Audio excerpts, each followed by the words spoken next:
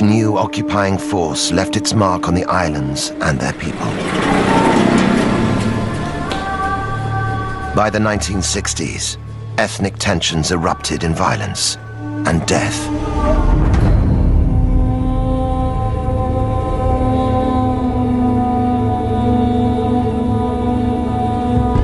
The aftermath: extreme poverty and ill health. For some, a rise in tourism seems to promise a way back to wealth. In reality, most of the tourist dollars stay within the gates of luxury, all-inclusive enclaves.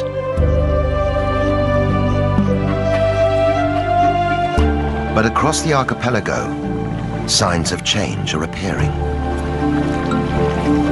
From the wreckage of their past, people are building hope for the future. For women, it means living and working more freely, without breaking the bonds of their society. For men, it means finding a balance between tradition and reform. These are islanders looking to emerge from the shadows of their past. For the first time in centuries, they're in charge of their own destiny. After all their troubled history, could this be Zanzibar's moment?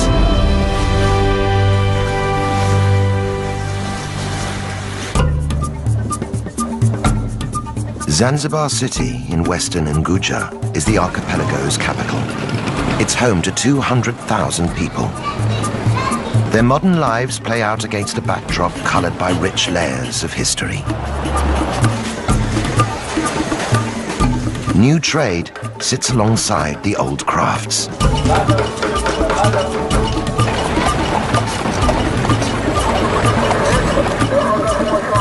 Stone Town is the city's historical core.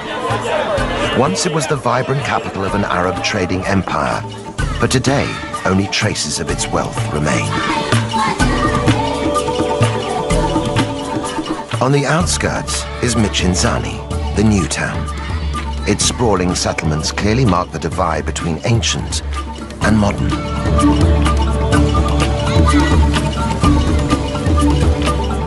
One resident who represents Zanzibar City's past and present is B. Kadude.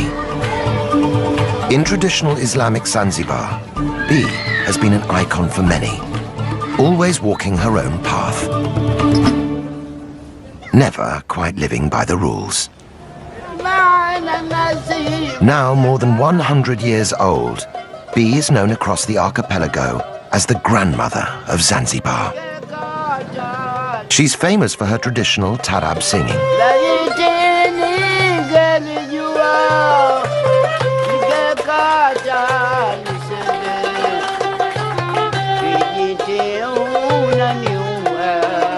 Despite her age, B still performs regularly.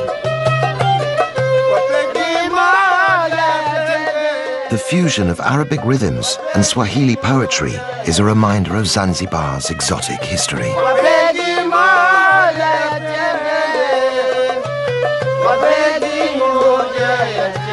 But today's bold performance is quite different from the way B started out.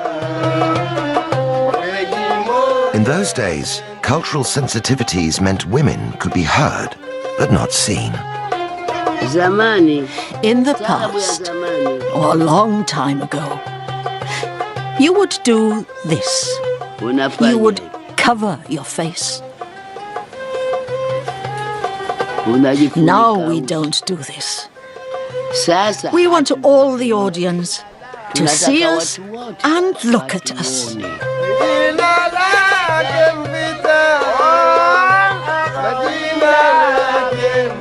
Those early concerts were much more than just entertainment. The songs were a means of social commentary. In the song Kijiti, B sings of a miscarriage of justice and the murder of a pregnant woman.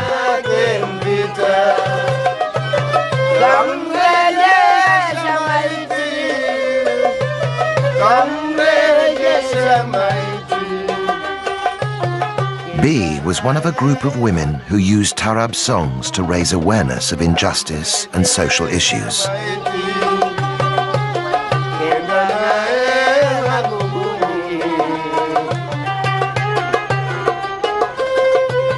A century after Kijiti was written, women in Zanzibar still don't have the same rights as men.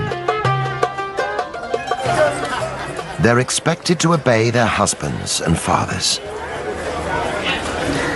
In public, they're supposed to cover up and behave discreetly. But on special occasions and behind closed doors, everything changes. Led by B, the group are preparing for an intense, women-only rite of passage.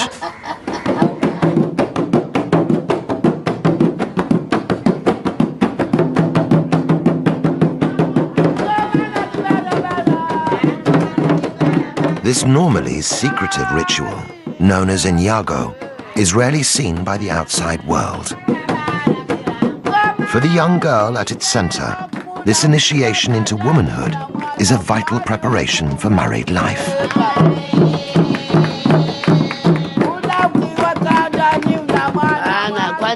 First we scrub her and teach her how to behave, how to make her husband's bed, how to treat him well and bathe him. This is her role as a wife.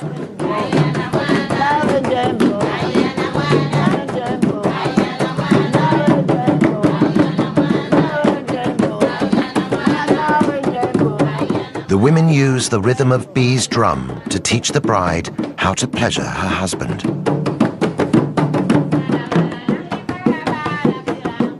The fun and excitement is intoxicating. But Inyago also has a serious side. Girls are taught how to handle difficult husbands, how to stand firm through the trials of married life. As Zanzibaris step forward into their future, B is worried this old tradition will die with her. When I am gone from this world, it will go, if no one is around to continue it. But as long as the ritual remains relevant to modern women in Zanzibar, it seems sure to survive.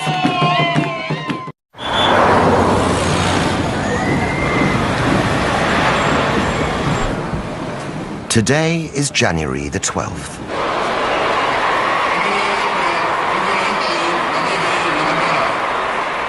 The president is on his way to celebrate a pivotal moment in the island's history. Half a century ago, African Zanzibaris seized power from the Arab-dominated government in a violent uprising.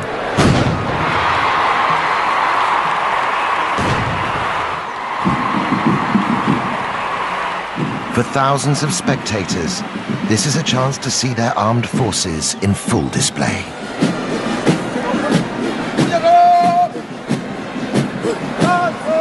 For the president, it's a political opportunity.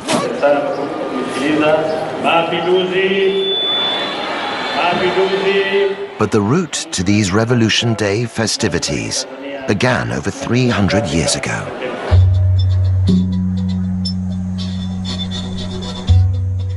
In 1698, after a long history of trade with the island, Oman conquered Zanzibar and declared it an Arab state.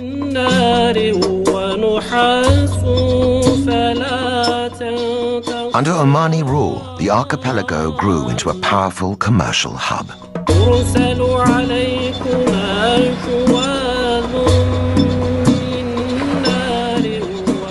Zanzibar's thriving ports and bustling bazaars were at the center of a vast international trade network. The Arabs grew rich and powerful off the profits of one commodity in particular: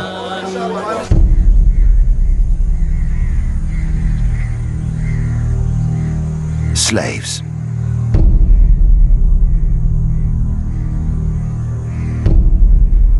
With Islam forbidding the enslavement of other Muslims, it was the Africans who were captured and sold as slave labor.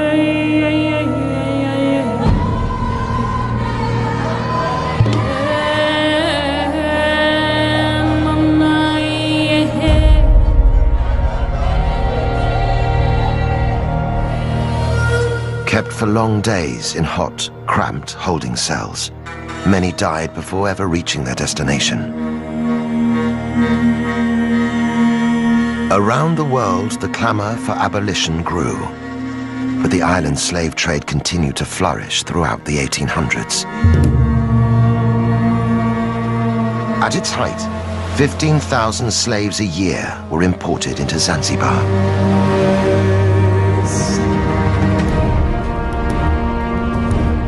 The Arab elite used African slaves to fuel an explosion in clove farming. Zanzibar became known around the world as the Spice Islands. Even after the trade was legally abolished in 1873, slavery continued on the islands for another generation. By the start of the 20th century, the archipelago was firmly divided along ethnic lines. Arabs remained the ruling elite. They possessed most of the land and wealth. By comparison, the Africans had little. Finally, racial tensions boiled over.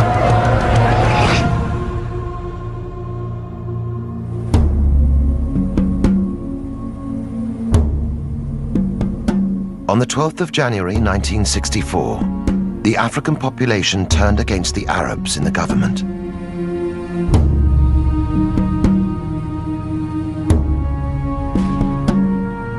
The revolutionaries went on the rampage. In a single day, 17,000 Arabs and other ethnic minorities were murdered. On the day of the revolution, by 6 o'clock, the Sultan and his family had already fled in their ships. So many were murdered, just out of anger and hatred. It was a genocide that went largely unreported around the world.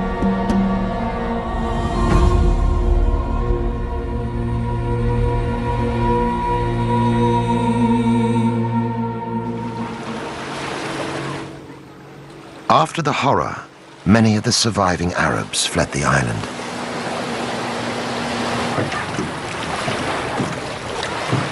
Those who stayed, like Abdallah Nasser Abdallah, had their property confiscated and lived in daily fear.